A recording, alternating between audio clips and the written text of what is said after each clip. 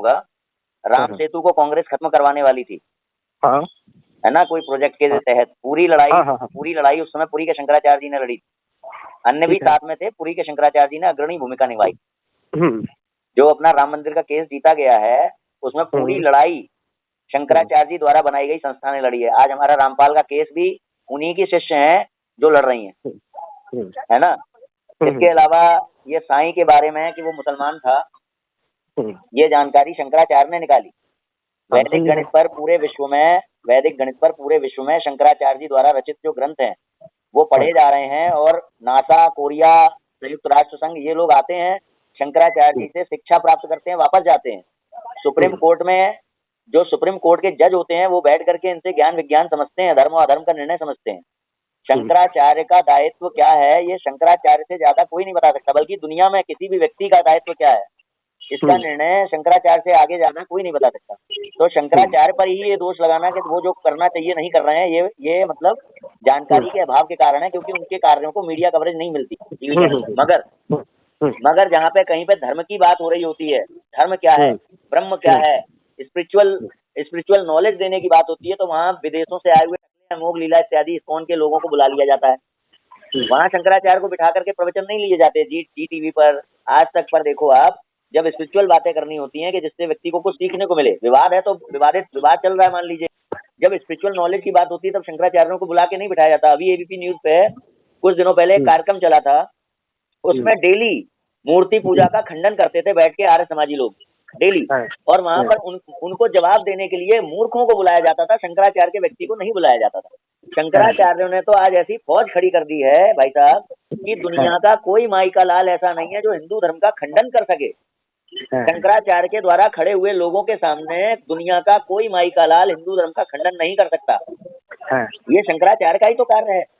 शंकराचार्य ने सन 1947 में ही दिसंबर के दिन की बात है, ये जो रामलला की मंदिर की जो लड़ाई चली है आजादी के बाद, तो रामलला की जो मूर्ति है ना, जिसकी पूजा होती रही नया राम मंदिर बनने से पहले तक, वो मूर्ति करपात्री जी महाराज ने प्रकट करवाई थी। उसी मूर्ति के आधार पर पूरी लड़ाई चली है ये। और आपको बता दें, ये जो कांग्रेसी इंदिरा गांधी टाइप के लोग हैं, ये अपने जो हिंदू मंदिर हैं इसमें घुस नहीं पाते हैं शंकराचार्यों के कारण। आपको पता होगा इंदिरा गांधी ने क्योंकि गैर हिंदू से शादी कर ली थी, जगन्नाथ मंदिर में प्रवेश नहीं करने दिया था शंकराचार्य। सही है। और उस समय वो देश की प्रधानमंत्री थी। उसके बाद ये जब कालांतर में राजीव गांधी भी अपने परिवार को लेके गए थे वहीं दर्शन करने, और फिर शंकराचार्य ने मना कर दिया था, ये कहते हुए तुम हिंदू नहीं हो, अंदर नहीं जाओगे। आज भी शंकराचार्य के नेतृत्व में चलने वाले जो मंदिर हैं, जहाँ शंकराचार्य का निर्णय मान्य होता है, सुप्रीम कोर्ट के द्वारा उनका निर्णय सर्वोच्च बताया गया, तो जिन मंदिरों में शंकराचार्य का निर्णय लागू होता है वो मंदिर आज भी लव जिहाद जैसी चीजों से बचे हुए हैं, आक्रांताओं के आक्रमण से बचे हुए हैं। घुस नहीं सकता वहां मुस्लिम, क्योंकि वहां शंकराचार्य का वो है लागू। बस बात इतनी है कि शंकराचार्य जो होते हैं वो सन्यासी हैं, भीख मांग के खाना खाते हैं, सीधी बात। तो उनके पास इतना अर्थ, और दूसरी बात क्या है, सन्यासी हैं तो उनके साथ खड़ा होने वाला व्यक्ति कम मिलता है। क्यों? क्योंकि उनके पास रस तो है नहीं बहुत ज्यादा भौतिक। तो साथ देने वाले हम और आप जैसे लोग जिनको एसी की आदत है, कारों में चलने की आदत है, तो उनके साथ खड़े होने वाले रंगारंग कार्यक्रमों को चाहने वाले लोग कम होते हैं, जिसके कारण उनके कार्यक्रमों में, उनके क्रियाकलापों में वो रौनक नहीं होती जो इस्कॉन जैसी संस्थाएं, ब्रह्मा कुमारी जैसी संस्थाएं अपने कार्यक्रमों में रौनक ले आती हैं, जो हमें अच्छा लगता है। तो मीडिया भी वहीं जाती है जहाँ रौनक हो, मीडिया भी वहां नहीं जाती। जैसे कि आज राम मंदिर की प्राण प्रतिष्ठा हो गई, बहुत बढ़िया मंदिर बन गया, रौनक आ गई, तो आज देखिए वहां पर जनता कितनी है। आज से पहले जब राम जी लला तंबू में रह रहे थे तो क्या वहां जनता जाती थी? रहे सहे गिनती के रोज दर्शन होते थे, कोई ऐसी भीड़ नहीं लगती थी। आज आपको एंट्री के लिए वीआईपी दर्शन मिल रहा है, ये हो रहा है, वो हो रहा है कि नहीं हो रहा है? तो ये शंकराचार्य जो होते हैं वो सन्यासी होते हैं, और किसी भी सन्यासी के यहाँ आप जाओगे तो आपको आडंबर नहीं मिलेगा। आडंबर ना होने के कारण आज की मीडिया कवरेज नहीं करती है शंकराचार्य का। तो ये कुछ जानकारी का अभाव है। वास्तविकता ये है, अगर हम ये कह दें आज की तारीख में कि हम शंकराचार्य को नहीं मानते परम प्रमाण, तो हम स्वयं को हिंदू ही नहीं कह पाएंगे। कारण क्या है कि आज से अरबों खरबों वर्षों पहले वेद शास्त्र भगवान ने प्रकट किए। हमारे जो भी शास्त्र हैं वो 100-200 साल पुराने तो है नहीं, वर्षों पहले के हैं। तो वेद शास्त्र प्रकट भगवान ने आज से 2 अरब वर्ष पूर्व किए लगभग, वहां से लेकर के आप तक वो वेद शास्त्र कैसे आए, ये तो हमारा जवाब होगा मुंडकोपनिषद के अनुसार, गीता के अनुसार ये सभी वेद शास्त्र हमारे पास परंपरा से आए। तो परंपरा कौन सी परंपरा, तो उसमें शंकराचार्य का नाम आएगा कि शंकराचार्य आपको ला करके वेद अरबों खरबों वर्ष पहले के आपको दे रहे हैं। अब यदि आपको शंकराचार्य पर विश्वास नहीं है तो फिर उनसे प्राप्त होने वाले धर्म ग्रंथों पर भी विश्वास नहीं होगा। और अगर धर्म ग्रंथों पर विश्वास है तो हम ये नहीं कह सकते कि हमें शंकराचार्य पर विश्वास नहीं है। शंकराचार्य वो प्रमाण है जिसके कारण हम जाकिर नायक जैसे व्यक्ति से ये कह सकते हैं कि तुम अगर वेद का मनमाना अर्थ करोगे तो वो मान्य नहीं होगा। केवल शंकराचार्य जो अर्थ करेंगे वही मान्य होगा, क्योंकि वो परंपरा से हैं। क्योंकि शास्त्र में कहा गया है गुरु वही प्रमाणिक जो परंपरा से हो। नहीं तो हर कोई बच्चा रहा का बच्चा, आज ये रामपाल जैसा व्यक्ति भी वेद का अर्थ करने लग जाएगा। तो एक ही शब्द के कई अर्थ होते हैं, कोई भी अपने मन का अर्थ निकाल लेगा। जैसे कि 3 बेर खाती थी वो 3 बेर खाती है। अब बेर शब्द 2 बार आया है। एक बार बेर का शब्द है कि वो पहले दिन में 3 बार खाती थी, 3 बेर खाती थी, वो 3 बेर खाती है। मगर अब वो दिन भर में सिर्फ 3 बेर खा रही है। पहले दिन में 3 बार भोजन करती थी, मगर आज वो पूरे दिन में केवल 3 बेर खा रही है। तो बेर शब्द का उपयोग ही अलग अलग अर्थों में दोनों बार हो गया। तो कहाँ पर किस शब्द का क्या अर्थ लेना है, ये हमें अगर हम परंपरा प्राप्त आचार्यों का सानिध्य छोड़ देंगे तो हम वैदिक ही नहीं रह जाएंगे। और कोई भी जाकिर नायक आकर के हमारे उपनिषदों का, हमारे वेदों का अर्थ बताकर हमारे लोगों को ही मुसलमान बनाएगा। तो बहुत महत्वपूर्ण पद है ये शंकराचार्य। इसीलिए आप देखो कि जितने भी हिंदुत्ववादी संगठन है अपने धर्म रक्षकों के, उसमें कभी भी शीर्ष पर बैठने वाला व्यक्ति शंकराचार्य को कुछ नहीं कहता है। चाहे शंकराचार्य कुछ भी कह दें, ना मोदी जी कभी कहेंगे, ना योगी जी कभी कहेंगे, ना मोहन भागवत जी कभी कहेंगे, कोई नहीं कहेगा। हम लोग निचले स्तर पर ही मोबाइल के जरिए आने वाले जो संदेश होते हैं उनमें हम कहीं ना कहीं जानकारी का अभाव होने के कारण फंस जाते हैं और उसके पोषक हो जाते हैं। जो षड्यंत्र हमारे विरुद्ध रचा गया है उसी के हम पोषक हो जाते हैं। आज देखो ये अंग्रेजों की कूटनीति है कि कोई भी व्यक्ति जगत गुरु या आचार्य शब्द लिखने के लिए स्वतंत्र है। अंग्रेज जब भारत छोड़ करके गए थे तो कांग्रेस का राज आया, उसने क्या किया, जगत गुरु कोई भी लिख सकता है। आज इतने जगत गुरु हो गए, वास्तविकता में हमारा जगत गुरु कौन है हम नहीं जानते। हम पोप को जानते हैं, पोप अगर मरेगा तो 3 दिन भारत का झंडा झुक जाएगा, मगर हम अपने धर्म के जो गुरु हैं वास्तविक उनको नहीं जानते हैं। तो वो जब मरेंगे तो कोई कुछ नहीं कहेगा। ठीक है, तो इससे क्या हो रहा है, हम अपने ही धर्म को नहीं जान पा रहे हैं।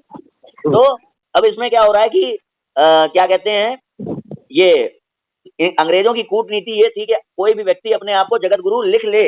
अंग्रेजों के राज समाप्त होने तक कोई नहीं लिख सकता था, मगर उनके जाने के बाद जब कांग्रेस आई तो कांग्रेस ने ये किया कि जगत गुरु कोई भी लिख ले। आज आचार्य के नाम पर हिंदू धर्म का ही बंटाधार करने वाले कितने आचार्य घूम रहे हैं आप खुद ही जानते हैं। रामपाल भी क्या है, रामपाल भी उनमें से ही एक है। आचार्य प्रशांत देखो हवन का, यज्ञ का, मूर्ति पूजा का, हर हिंदू धर्म की हर चीज का खंडन करता है। रामपाल खुद को जगत गुरु कहता है। होली, दिवाली, मांग में सिंदूर भरना, भाई बहन का त्योहार, रक्षाबंधन, कांवड़ यात्रा, हर चीज का मजाक बनाता है, खुद को जगत गुरु कहता है। तो ये अंग्रेजों की कूटनीति है कि जगत गुरु इतने खड़े कर दो कि वास्तविक जगत गुरु को व्यक्ति जान ही ना पाए और एक दिन असली जगत गुरु की बुराई करने लग जाए। तो ये जो मैसेजेस बनाए जाते हैं शंकराचार्यों के विरोध में, ये हमें हमारे सनातन धर्म से दूर करने के लिए बनाई गई ये कूटनीति होती है जो विदेशी षड्यंत्र के तहत है। जैसे जैसे हम शंकराचार्य को नहीं जानेंगे, दूर होते जाएंगे, हमारा धर्म की व्याख्या मेरी और आपकी अलग होती जाएगी। आपका धर्म कुछ और होगा, गीता के अनुसार मेरा धर्म कुछ और होगा। तो हम हिंदू होते हुए भी एक साथ कहीं खड़े नहीं हो पाएंगे। क्यों? क्योंकि किसी का धर्म कुछ है, किसी का धर्म कुछ है। जैसे मान लीजिए कि हमारे यहाँ पर चचेरी ममेरी फुफेरी बहनों से शादी करना मना है हिंदू धर्म के अनुसार, ठीक है, मगर कुछ स्वयं को मगर कुछ लोगों के यहाँ ये परंपरा है कि मामा की लड़की से शादी कर लेते हैं, बहनों ममेरी फुफेरी बहनों से शादी कर लेते हैं, ठीक है, मगर वो कैसे स्वयं को हिंदू हैं।